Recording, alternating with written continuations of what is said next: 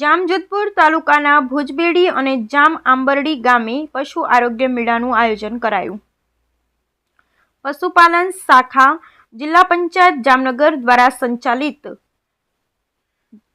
પશુ દવાખાના જામજોધપુર દ્વારા ભુજાબેડી અને જામ આંબરડી ગામે પશુ આરોગ્ય મેળાનું આયોજન કરવામાં આવ્યું હતું, જેમાં ગામના કુલ 101 પશુપાલક લાભાર્થીઓના 194 પશુઓને મેડિસિન ગાયનેક સર્જરીની વિનામૂલ્યે સારવાર આપવામાં આવી હતી, તેમજ પશુપાલકોના 4353 પશુઓ માટે કૃમિનાશક દવાનું વિનામૂલ્યે વિતરણ કરવામાં આવ્યું હતું.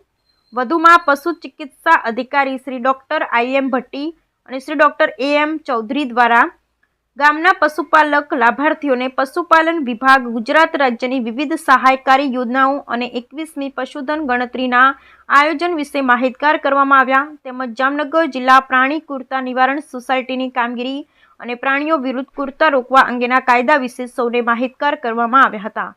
તેમ નાયબ પશુપાલન નિયામક શ્રી ડોક્ટર તેજસ શુક્લ, જિલ્લા પંચાયત જામનગર દ્વારા જણાવાયું છે.